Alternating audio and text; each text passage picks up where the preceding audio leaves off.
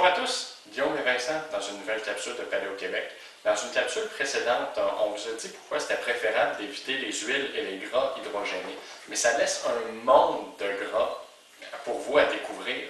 Donc, Guillaume va nous parler, entre autres, des différentes caractéristiques des gras, propriétés, comment les entreposer, comment s'en servir. Je vais t'aiguiller, en fait, la première chose dont j'aimerais que tu nous parles, ça serait l'huile d'olive. On entend souvent parler, par exemple, cette bouteille-ci est écrit première pression à froid et huile d'olive extra vierge. Qu'est-ce que tu pourrais nous dire là-dessus? Oui, bien, premièrement, on va commencer avec vierge et extra vierge.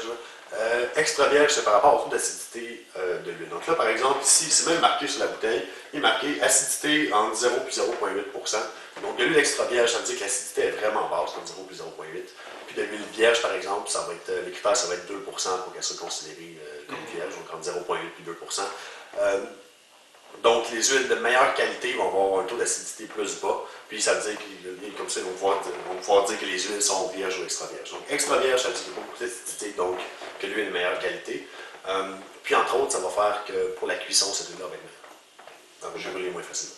Ben, tu parles de cuisson, justement. Au niveau des points de cuisson, on entend souvent ça en anglais, smoking point, qui pourrait être traduit par point de combustion ou point de fumée. Qu'est-ce que tu pourrais dire à ce sujet-là? Oui, si vous avez déjà cuisiné avec de l'huile, que vous avez laissé chauffer un petit peu trop, vous avez peut-être déjà remarqué que l'huile, c'est à faire de la fumée. Là, je ne parle pas d'un petit peu de vapeur d'eau qu'on fait cuire quelque chose dedans. Là. Je parle vraiment qu'on garde l'huile, puis là, elle se met à faire de la fumée noire. Ça veut dire que l'huile est en train de brûler. C'est pas bon parce qu'il y a des composés toxiques qui vont se former là-dedans, puis c'est cancérigène, puis on veut éviter ça le plus possible.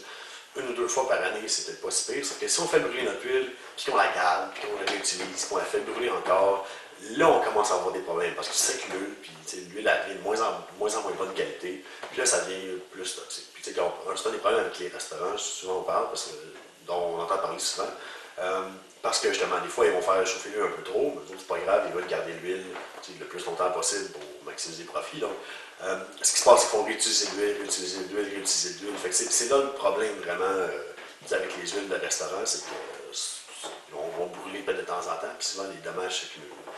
Puis à la maison, quelle huile aurait des points de combustion les plus élevés? Idéalement, on voudrait aller, par exemple, vers le gras de bœuf. Le gras de bœuf, c'est super bon. C'est ce qui est utilisé justement dans les restos habituellement parce que c'est stable et ça ne brûle pas facilement. Puis on veut faire attention, par exemple, quand on prend du beurre. Le beurre, comme ici, ça brûle très facilement. On le laisse 30 secondes autour dans le poêle. Notre beurre il est rendu brun, noir même. Sans encore là, c'est pas bon. Il y a des composés toxiques qui sont formés, puis qu'on veut éviter ça. Donc, si on fait juste on fait des œufs, notre température ne monte pas trop, du beurre, ça va être pas de problème, il n'y aura pas de problème. Si on fait de la friture, on va éviter le beurre, puis on va prendre par exemple du gras de bœuf, parce que ça va être meilleur, ça brûle moins facilement. Puis je vous recommanderais, dans la mesure du possible, vous remarquerez que cette bouteille-ci, elle est verte et elle est fermée. Donc, pour éviter que nos gras s'oxydent, idéalement, on les met toujours dans des contenants fermés, pas exposés à l'air libre, et dans des bouteilles qui sont opaques. Celle-ci est translucide, mais elle est verte, donc ça protège de la lumière d'une certaine façon. Donc, le plus possible, essayez de protéger vos huiles. Je vais revenir sur un truc qu'on a oublié de faire sur notre huile d'olive. Donc, justement, on a parlé d'huile d'olive extra vierge, puis on est comme parti sur une tangente. On va revenir sur la première pression à froid. Qu'est-ce que ça veut dire? Donc, justement, d'habitude, ce qu'on a recommandé, c'est les huiles plus naturelles, puis l'huile d'olive, ça en est une, parce que, justement, quand on dit plus naturel, c'est qu'on peut carrément prendre l'olive, peser avec ton doigt, puis ton doigt va devenir huileux. Une olive, c'est plein de gras naturellement. Puis historiquement, par exemple, les Romains, ils faisaient de l'huile avec leurs olives. Ce qu'ils faisaient, c'est qu'ils prenaient un tas d'olives, ils prenaient une presse, puis ils écrasaient ça, puis ça donnait de l'huile. On recueillait ce qui sortait, puis on avait de l'huile. Puis c'est encore les façons de procéder pour les huiles de bonne qualité comme ça ici. Parce que les compagnies veulent extraire le plus possible d'huile de leurs olives. Fait que, ils vont faire la première pression à froid, ça donne une certaine quantité d'huile, mais il y a d'autres moyens pour continuer à extraire de l'huile. Donc là, par exemple, on va pouvoir commencer à chauffer nos olives à haute température pour l'extraire. On va utiliser des solvants chimiques puis des produits chimiques aussi pour continuer à extraire ça le plus possible. Mais ça donne des huiles de moins bonne qualité puis c'est plus transformé. Donc, quand on voit première pression à froid, ça veut dire que c'est justement, on a juste pressé les olives. C'est la première quantité initiale de gras qui sortait avant qu'on utilise d'autres produits plus chimiques pour ça.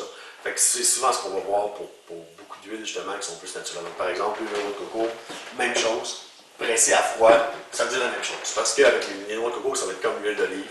On a une quantité de gras qu'on peut avoir à la base, mais si on utilise d'autres procédés plus chimiques, on va pouvoir en avoir plus. Mais c'est pas ce qu'on souhaite manger dans la vie de tous les jours. On veut l'huile de meilleure qualité. La plus naturelle possible. La plus naturelle possible. Ça, c'est pressé à froid. Excellent. Alors, j'espère que vous avez appris à connaître, apprécier, reconnaître les différents types de gras. C'était Guillaume et Vincent dans une capsule de Paléo Québec. On se voit dans une prochaine capsule.